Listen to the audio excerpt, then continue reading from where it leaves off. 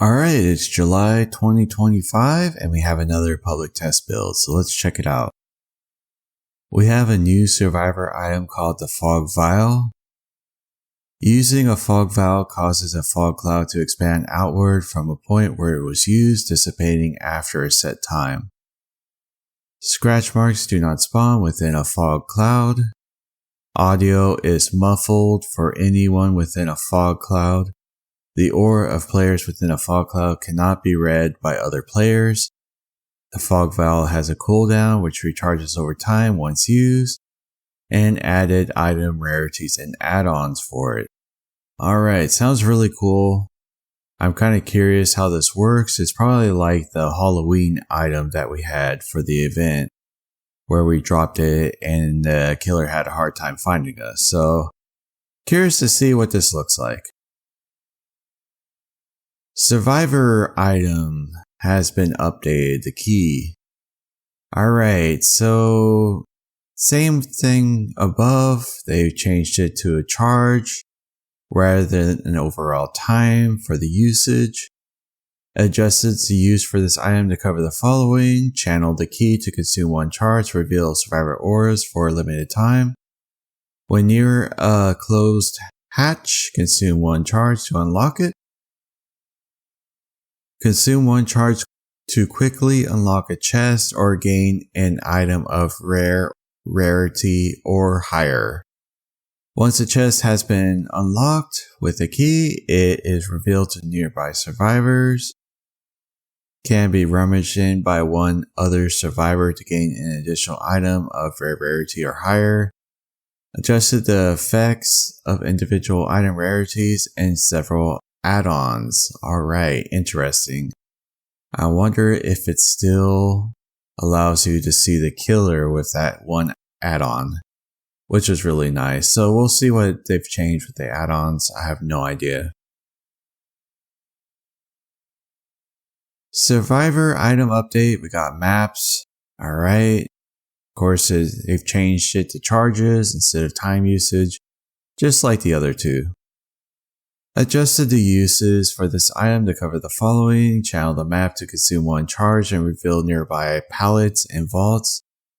Auras to yourself for a limited time. Okay, so kind of like windows of opportunity, but now it's an item, so I'm pretty sure people use this all the time.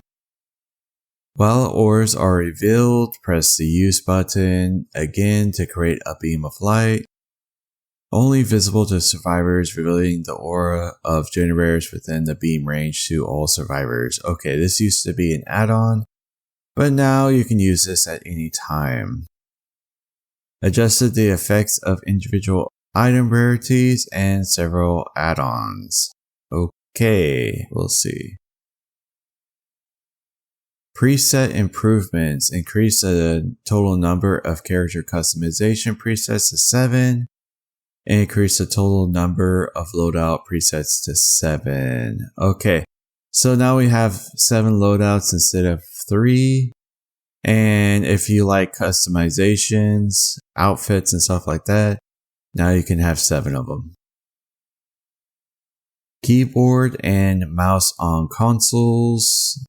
Okay, so there's stuff for console players. Basic support for them. So yeah, interesting. I didn't know mouse and keyboard was supported for all consoles.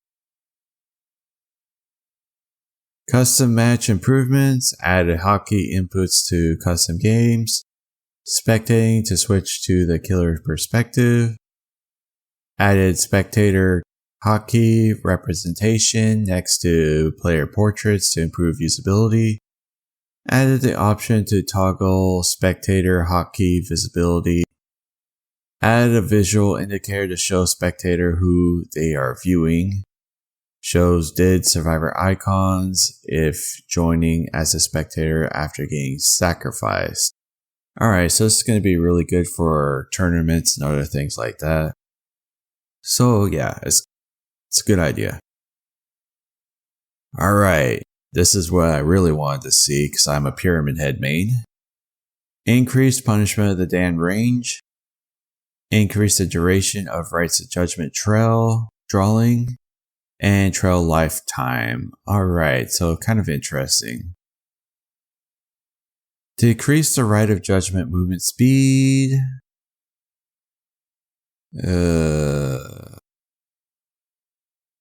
So it's like a weird buff nerf thing that Dead by Daylight basically does all the time. You know, behavior can't just buff someone, they have to nerf them too. So yeah, I don't know about that. That'd be interesting. I don't know if that would really affect him too much. You might lose a lot more distance if you mess up your Punishment of the Damned. So you better hit your shots.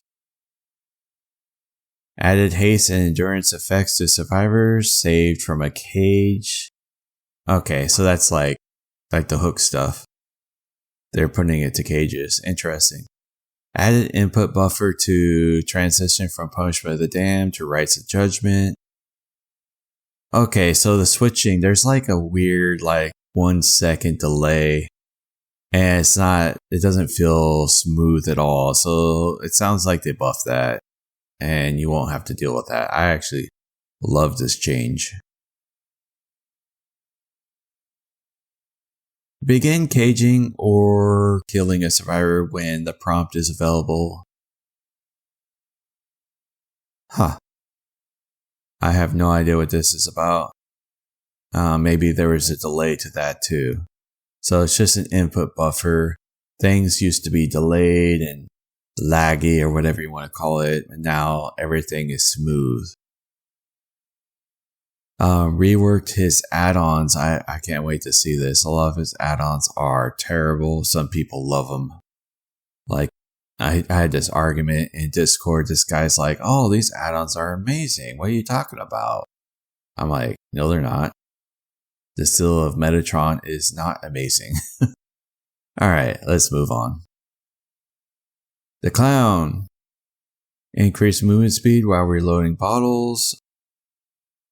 Decreased bottle reload time, adjusted effects of yellow bottles, increased haste effect, increase the distance and speed that smoke spreads to, increase activation speed, adjusted effects of purple bottles, decrease the hindered effects, decrease how long the hindered effects lingers after leaving the smoke. So yeah.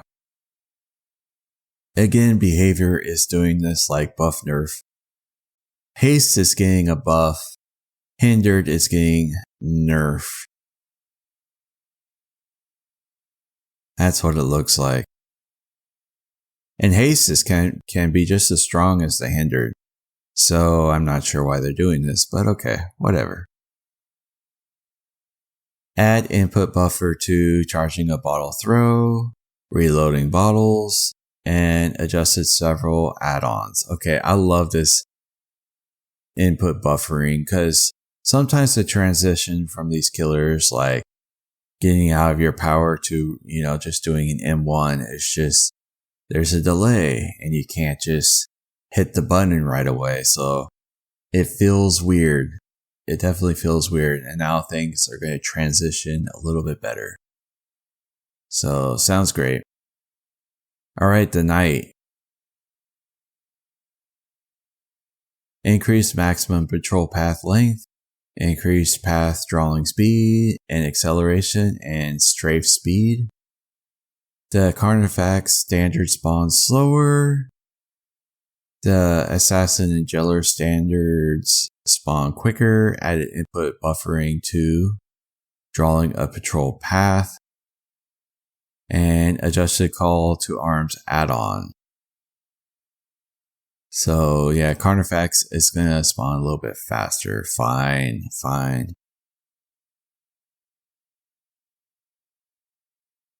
I guess that's alright.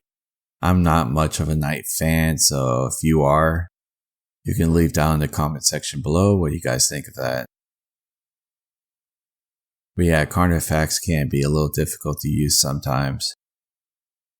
So we'll see what happens. Alright, the Pig. Increased crouch movement speed. Increase the speed of crouching and uncrouching increase the speed at which the terror radius fades when crouching, increase the ambush movement speed, added input buffer to the crouching, charging, and ambush attack, and adjusted several add-ons. I know what they're going to do. Any add-ons that increase the movement speed of any of this stuff will be decreased because of this change. That's just a given. That's just how they do things. Alright, they did a whole bunch of perk changes. I'll just let you read them. Go ahead and pause if you want. They didn't say what these are. Anyways, I'm going to get into the game pretty soon here. Hopefully pretty soon.